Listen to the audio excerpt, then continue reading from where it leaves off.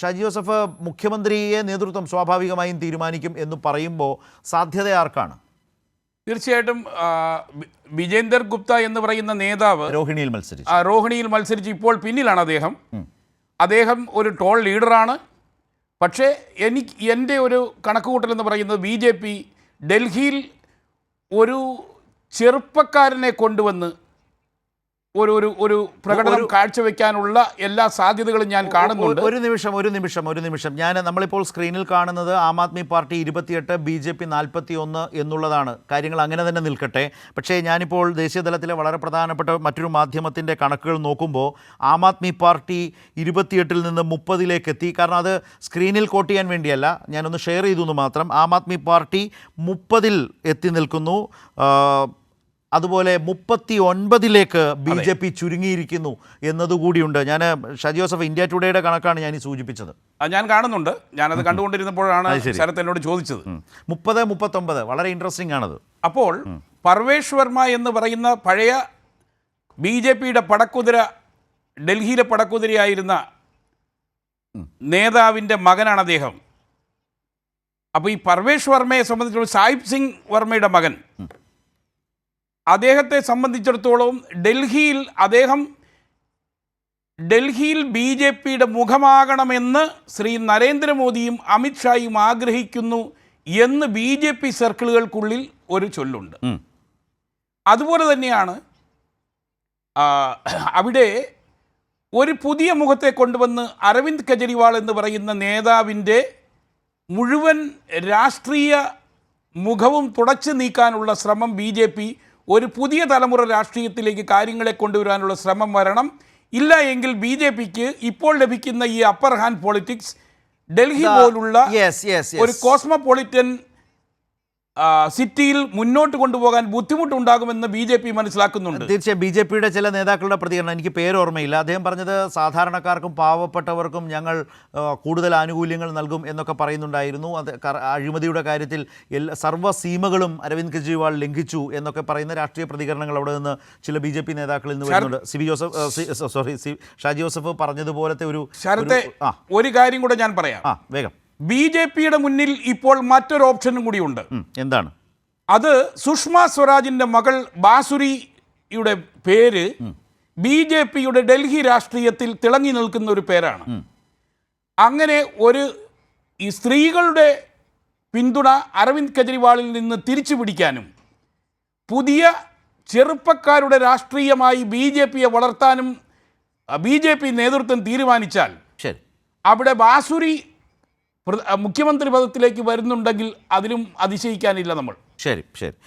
ഏതായാലും അത്തരമൊരു high political പ്രൊഫൈലിൽ അവരുണ്ടോ, അല്ലെങ്കിൽ മുമ്പ് പറഞ്ഞതുപോലെ ഒരു വലിയൊരു ചേഞ്ചായി, ഒരു ഗെയിം ചേഞ്ചറായി അങ്ങനെയൊക്കെ തീരുമാനമെടുക്കുമോ എന്നൊക്കെയുള്ളത് നമുക്ക് കാത്തിരുന്ന് കാണാം. വളരെ പ്രധാനപ്പെട്ട കാര്യം, ഇപ്പോൾ നോക്കിയാൽ 28-41 എന്ന നിലയിൽ ആം ആദ്മി പാർട്ടിയും BJPയും ലീഡ് ചെയ്യുകയാണ്. പക്ഷേ അപ്പോഴും മറ്റു ചില കണക്കുകൾ കൂടി ഞാൻ മുമ്പ് സൂചിപ്പിച്ചതുപോലെ 28 എന്നുള്ളത് 30 മണ്ഡലങ്ങളിൽ ആം ആദ്മി പാർട്ടി ലീഡ് ചെയ്യുന്നു. അതേസമയം 40-41 മണ്ഡലങ്ങളിൽ BJP ലീഡ് ചെയ്യുന്നു എന്ന് പറയുമ്പോൾ മറ്റു ചില കണക്കുകൾ പ്രകാരം അത് 39 എന്ന് പറയുമ്പോൾ കുറേ കൂടി വളരെ ക്ലോസ് ആയിട്ടുള്ളൊരു മത്സരത്തിൻ്റെ ഒരു സൂചന ഇപ്പോൾ ആ നിലയിൽ അല്ലാതെയും വരുന്നുണ്ട്. അത് 31-38 എന്ന് പറയുന്ന വളരെ പ്രധാനപ്പെട്ട, ശ്രദ്ധിക്കാവുന്നതാണ് ആ മാറ്റം എന്ന് തോന്നുന്നു. വളരെ ശ്രദ്ധിക്കേണ്ട ഒരു കാര്യം തന്നെയാണ്. 31 ആം ആദ്മി പാർട്ടി ലീഡ് ചെയ്യുന്നു. 29-നും അപ്പുറം 31 ആം ആദ്മി പാർട്ടി ലീഡ് ചെയ്യുന്നു. 38 മാത്രം BJP കുറഞ്ഞിരിക്കുന്നു എന്നാണ്.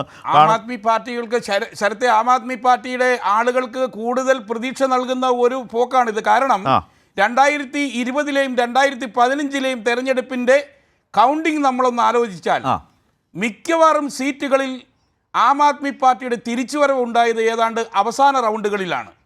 ശരി, ആ ഒരു രീതിയിലേക്കാണോ ഇത് പോകുന്നതെന്നുള്ള കാര്യത്തിലും നമുക്ക് അതിനൊരു സാധ്യത. ആദ്യത്തെ ഈ പിന്നിൽ പോക്ക് ആ പാർട്ടിയെ, ഞാൻ ചില വാർത്തകളിൽ സൂചന കണ്ടത് സഞ്ജയ് സിംഗും കെജ്രിവാളും ഒക്കെ വളരെ അടിയന്തരമായൊരു മീറ്റിങ്ങിൽ ആം ആദ്മി പാർട്ടി ആസ്ഥാനത്തുണ്ട്, അല്ലെങ്കിൽ അങ്ങനെ ഒരു അർജൻറ്റ് മീറ്റിംഗ് അവർ ചേരുന്നു എന്നൊക്കെ പറഞ്ഞ വാർത്തകളും കുറച്ച് മുമ്പ് താങ്കൾ ശ്രദ്ധിച്ചു കാണുമായിരിക്കും, കണ്ടിരുന്നു. കാരണം ഈ ഓരോ റൗണ്ടിൻ്റെയും അതിലെ വോട്ടർമാരുടെ ഒരു രാഷ്ട്രീയ സ്വഭാവത്തെക്കുറിച്ചൊക്കെ പാർട്ടികൾക്ക് നല്ല കണക്കുകൂട്ടലുണ്ടാവും. ആ കണക്കുകൂട്ടൽ വന്നിട്ടൊരു ഷിഫ്റ്റ് ആദ്യത്തെ 2 റൗണ്ടിൽ പിന്നിൽ പോയ കെജ്രിവാൾ പിന്നീട് വളരെ ചെറിയ വോട്ടിൻ്റെ ലീഡിന് 3-ാം റൗണ്ടിൽ മുന്നിലേക്ക് വരുന്നത് നമ്മൾ കണ്ടു. അതിപ്പോഴും ആ സ്റ്റാറ്റസിൽ തന്നെയാണ് ആ വാർത്ത നിൽക്കുന്നത് എന്നതുകൂടിയുണ്ട്. ആം ആദ്മി പാർട്ടി 31, BJP 39. നമ്മൾക്കൊപ്പം ഷാജി ജോസഫ്, നമ്മൾക്കൊപ്പം ശ്രീലാൽ കൂടി ചേരുന്നുണ്ട്. Sreelal, good morning.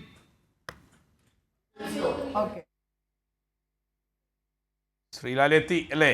ശ്രീലാൽ എത്തി, പക്ഷേ അതാ കാണുന്നുണ്ട്, ശ്രീലാലിനെ കാണുന്നുണ്ട്. ഇപ്പോഴാണ് ഇലക്ഷൻ പൂർത്തിയായത്. Good morning.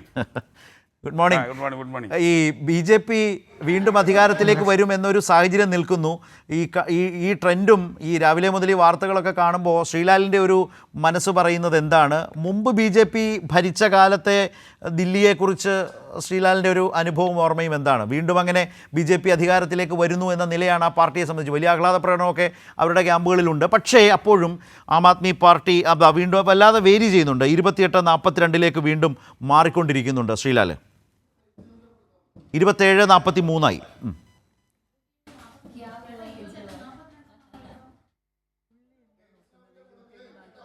ശ്രീലാൽ കേൾക്കുന്നില്ല, മൈക്കില്ലേ? നോയിക്കേ, എന്തോ കേൾക്കാനാവുന്നില്ല. ഞാൻ വരാം, താങ്കളിലേക്ക് വരാം. പറഞ്ഞ് വീണ്ടും ആവർത്തിക്കാൻ അല്ലെങ്കിൽ വീണ്ടും പറയേണ്ടി വരുന്നൊരു സാഹചര്യം വേണ്ട. താങ്കളിലേക്ക് വരാം. എന്തോ ചില പ്രശ്നങ്ങളുണ്ടെന്ന് തോന്നുന്നു. നോക്കാം നമുക്ക്. 27-43 ആം ആദ്മി പാർട്ടി 27 ലീഡ് ചെയ്യുന്നു. BJP 41 ലീഡ് ചെയ്യുന്നു. അവിടെ നേരത്തെ ഷാജി ജോസഫ് പറഞ്ഞ ഒരു കാര്യം കൂടി, മനീഷ് സിസോദിയ ലീഡ് ചെയ്യുന്നു എന്ന വിവരം നേരത്തെ അത് പറയാൻ വന്നതാണ്, പിന്നീട് അത് വിട്ടുപോയതാണ്. മനീഷ് സിസോദിയ ലീഡ് ചെയ്യുന്നു.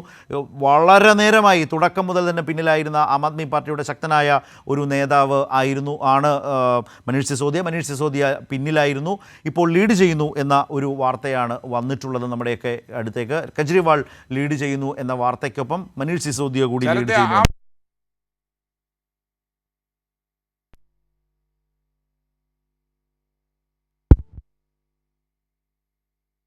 ഇപ്പോഴത്തെ ട്രെൻഡ് മാറി മറിയും. ഈ ചിത്രം ഇതാ മാറാൻ പോകുന്നു എന്ന് ആം ആദ്മി പാർട്ടി അവകാശപ്പെട്ടിരിക്കുകയാണ്.